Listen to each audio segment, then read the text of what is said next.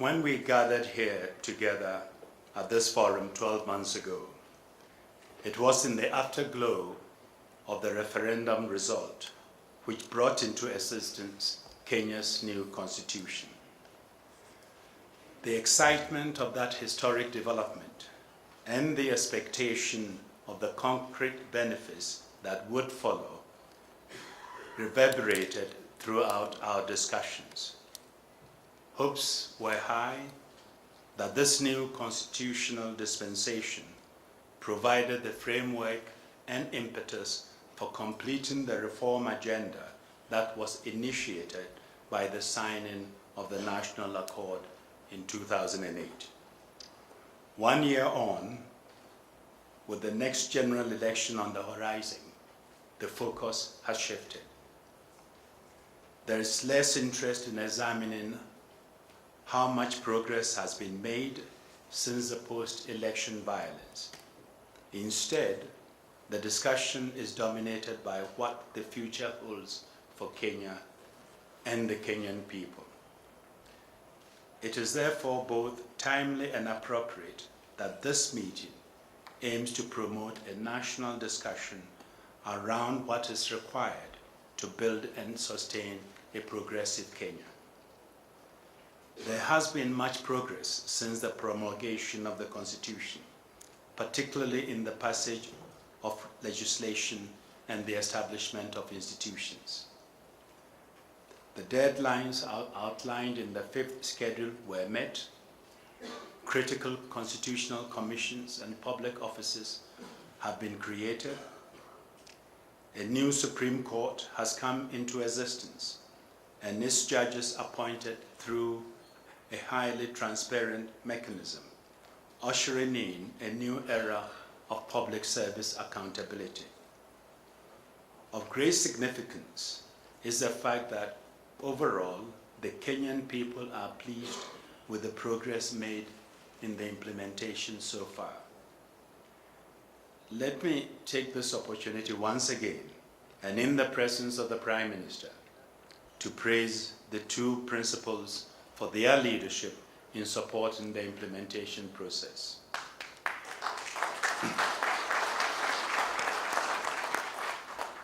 The long-term legacy of the coalition government will be assured if they continue to push for the full implementation of all reforms.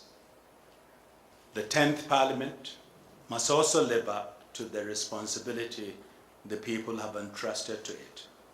Parliament must press ahead with reforms, constantly bearing in mind the spirit, the letter, and the intent of the Constitution. As essential as political leadership has been, public participation in and ownership of the constitutional implementation process is the only guarantee that the reforms will be sustained and will endure. The Constitution belongs to the people.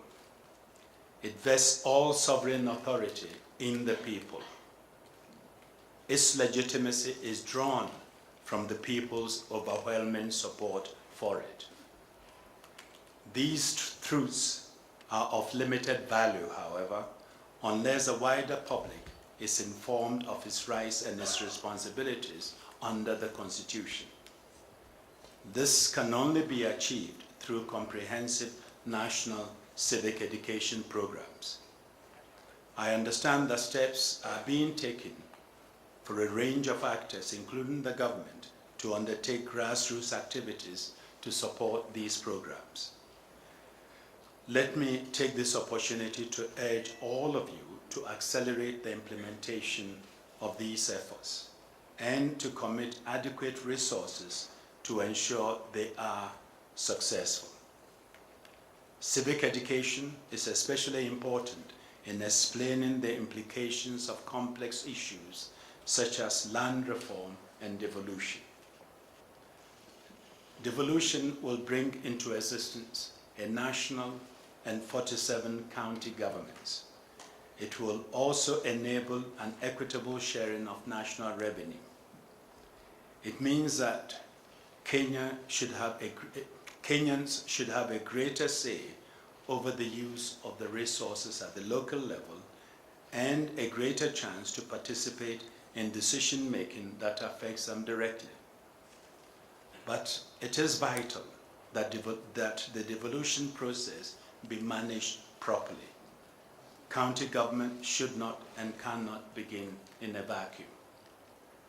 Planning must begin now to ensure that the legislative and administrative frameworks are in place to enable a seamless transition to the new governance arrangements.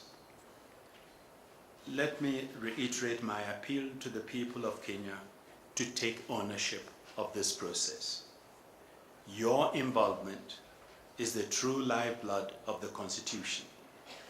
Genuine change will only be achieved if it comes from the grassroots. It is especially important that groups that have been traditionally marginalized in society are now actively engaged in building a progressive Kenya. By this I mean women's groups, the disabled, and the youth, whom the Bill of Rights addresses specifically. Ladies and gentlemen, the Constitution has created a new Kenya, complete with new institutions and new values. There is a renewed sense of optimism and hope. Nascent institutions have the potential and ability to revive public confidence in the way Kenyans are governed. But the burden on these institutions is to show that it is no longer business as usual. The direction taken by these bodies must be guided by the Constitution. They must uphold and protect fundamental rights and freedoms of all Kenyans. The transformation of the judiciary is showing early signs of the positive impact that a clear break with the past can make on public confidence and perceptions. An obvious hurdle to continued progress is the next general election, which seems to cast a long shadow over the year ahead. I am encouraged that laws have been passed to improve the electoral process and that the Independent Electoral and Boundaries Commission has been properly constituted.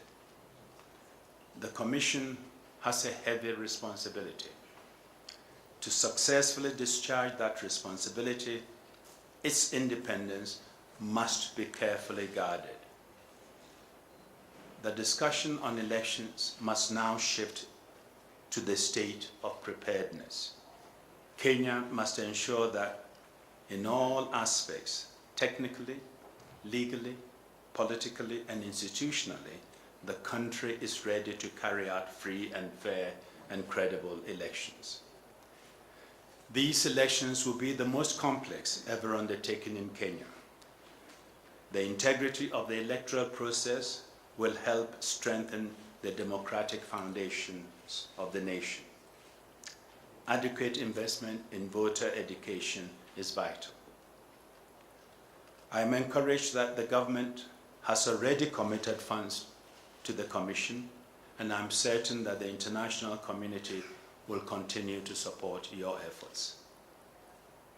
Sustainable progress in political and economic domains goes hand in hand.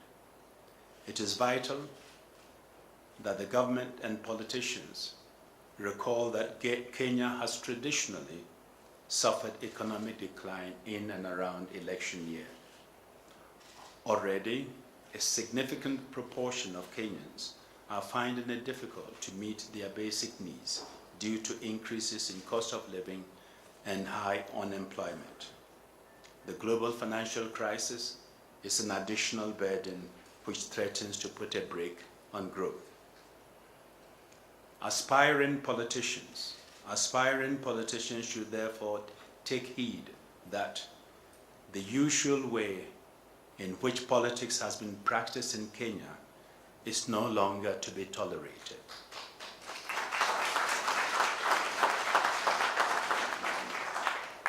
The threshold of integrity for the appointment of public officials, as set out in the Constitution, shall apply equally to all elected officials.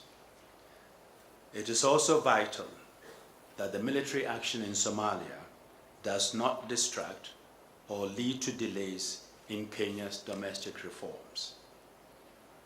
Ladies and gentlemen, while our focus is on the future, we cannot forget the issues from the past which remain unaddressed. On the issue of national healing and reconciliation, I am deeply concerned that more than 3 years after the post-election violence, we have not made as much progress as is required. The continued presence of IDPs in our midst constitutes an open wound which leaders must heal. In this regard, the work of the Truth, Justice and Reconciliation Commission and the National Cohesion and Integration Commission and their efforts to reinforce each other's work is positive and must be supported. I'm also encouraged by new initiatives supported by a range of actors, including the private sector, to foster a sense of national identity and to promote cohesion and reconciliation. Every Kenyan has a role to play in building a progressive Kenya.